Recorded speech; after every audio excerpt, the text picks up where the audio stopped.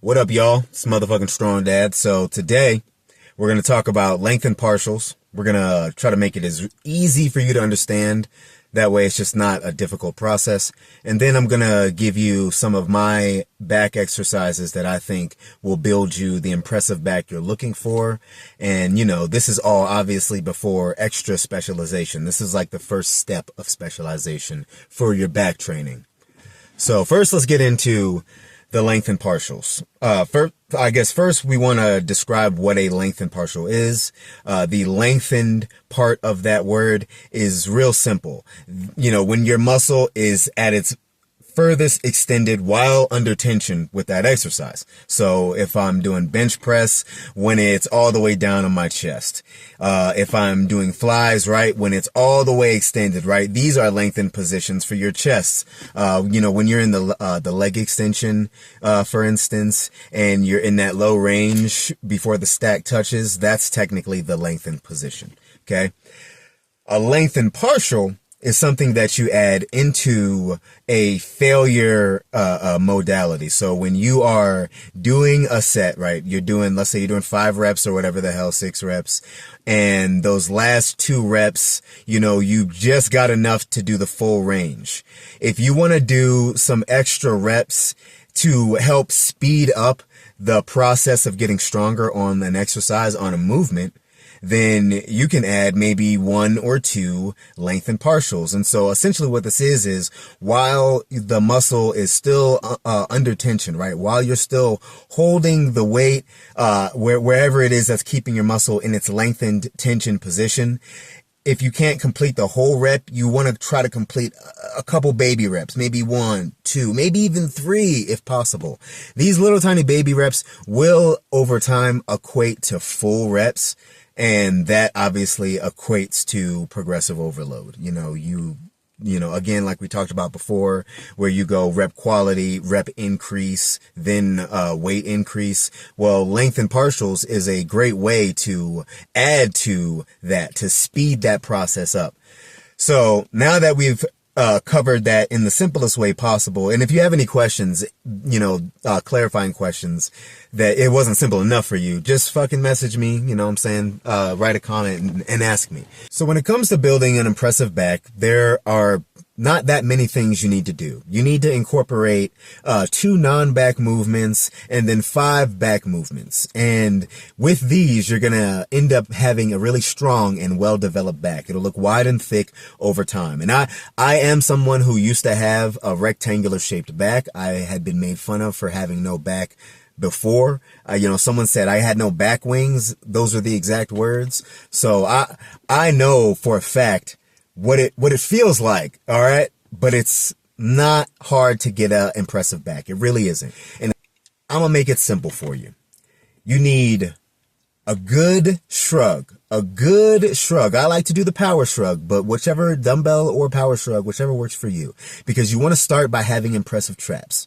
Then you want to build impressive rear delts, okay? These are going to carry over in life, but also aesthetically. The life carryover is that when your delts are built, when you build your rear delts, your shoulders start to come back a little bit. And so you stop kind of slouching forward, which is what causes a lot of shoulder injury. And it helps keep your shoulders healthy. And then obviously having strong traps is good just because you need to be able to carry shit in your life. And aesthetically, it's going to give that like that rippled outside width appearance at the very top range. The next is going to be a wide grip pull down. Now, this is technically a back, but not a back movement. Yes, pull-ups are back movements, but when you're going wide grip, you're mainly targeting your teres major. It's a muscle group bunched right underneath your armpits. And this, added with good rear delts, is what gives that full top width range. Now your back at the very top looks really wide. And if you wear shirts from the back, you'll notice if it stretches around your teres major and your rear delt, your back just looks impressive. And if you got great traps, then people just assume you lift automatically. All right. The next is going to be a neutral grip pull down. The neutral grip pull down, that way we can target your lats. And again, you can do pull up instead of pull down. Either one is just fine. All right. The next is going to be a row that targets your upper back. So this could be on the seated row machine. This could be with a dumbbell, right? Or this could be with a pronated grip on a barbell. But either way, doing a upper row, a row targeting your upper back is going to give that demon back, that Baki demon back visual.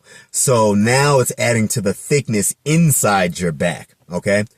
The next is going to be a row that targets your lower lats. So this could be an underhand or supinated grip with a barbell. This could be a dumbbell row targeting your lower lats instead of your upper lats. So just a little body English, bringing your body lower. You could also do it with the seated row, grabbing the V handle, or you can do it with the chest supported row. And if you have a T-bar row, you can do both the upper and the lower as well. So the last one, which I suggest this, even if you don't like it, the rack pull. Listen, some people can deadlift, some people can't deadlift, but almost everybody can rack pull. You can set it at a really safe spot for your back, for your leverages, and you will build an impressive posterior chain. This adds to the inner thickness of your back, and the carryover is, when you first do rack pulls, everything, your entire back, traps, shoulders, it's all going to be on fire. I promise you. The carryover is endless, and it will help build you strength wise. And if you're one of these people who has trouble doing, like barbell rows or dumbbell rows because you have a weak posterior chain, right? Things where you have to support your body and use your posterior chain, your back, right? Your core to hold yourself. Doing rack pulls will carry over and make that a lot stronger. I promise you. So I add the rack pulls in there as a little special treat for you guys. You got to add the rack pulls into your regimen. When it comes to the row, like the rows, I prefer a seated row that has the chest support. Just mainly because you can focus primarily on just pulling. You don't have to support anything. And the T-bar row also. It allows for more leverage on your lats. Doing lengthened partials on those is absolutely goated. It will grow your back 100%, especially if you've maxed out the row machine. You're using all the plates. Start doing lengthened partials with it. And so that's why I like the row. But if you don't have access to that, then the seated row is just fine. There's also some extra ways that you can add support. If you have a short bench, one of those like seated 90-degree benches, you can use those with the cable machines. If you don't have access to the seated row that's chest supported and you want to still do a chest supported movement, you can always use the bench to do chest supported movements. But you don't need chest supported movements in your back training to build a well-developed back. I promise you, it just makes it easier. If you're bodybuilding, it's absolutely prime over non-chest supported. But if you're just trying to build a strong back, my suggestion is using the free weights more, just because it's going to help you build a strong posterior chain. That way your lifestyle isn't hampered. You want to be able to pick stuff up and carry stuff with a good strong core and strong back. So if you do the barbell and do the dumbbell if you can when it comes to your row movements. As far as your pull-up movements, again, I prefer pull-up over the lat pull. I like doing weighted pull-ups. I mean, I was locked up, so I spammed pull-ups forever when somebody told me I had no fucking lats. So that's, so I understand what pull-ups can do for you, but some people, they don't like pull-ups, or the curve to getting better at pull-ups is harder. They can't pull their body weight yet. And if you have a lat machine, then do that. That'll be just fine. You can use the 2.5 plates or put dumbbells on it to do progressive overload and build your way up. Your legs are holding you down, so now you're primarily focused on your lats. But if you can do pull-ups, I suggest doing those. It's healthier for you than the lat pull down.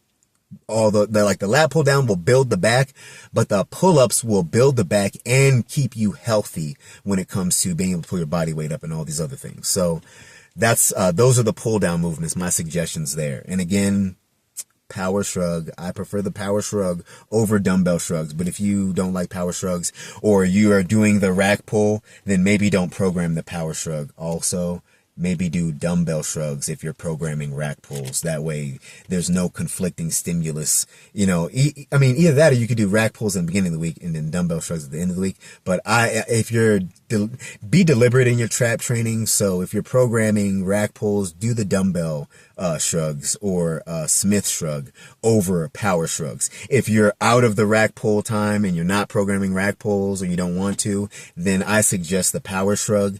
You will get carryover stimulus from doing the power shrug the same as the rack pull, just not as much, but your posterior chain and your lats and all of these things still will get a lot of stimulus. So it is worth it doing the power shrug, and it will build, and your forearms will get fucking strong as fuck. And also use straps with your back movements. I know you don't want to because you want to fucking boast about your grip, but if you exercise a lot, your grip's going to get better regardless. Use straps if you're trying to develop a really great back, especially if you're stalling in moving a lot of weight, because the straps will help your leverages, and also it'll teach you a little bit about mechanical tension if you're not really good at that. Make sure to emphasize the stretch portion of all of your back training movements. Incorporate the lengthened partials. Do these things and you will build a well-developed back. I promise you that. I promise you. That's my guarantee. You can message me right now and tell me what you're doing, and I can change your back training today. So just take this advice, employ it in your training, and much love, y'all. Peace.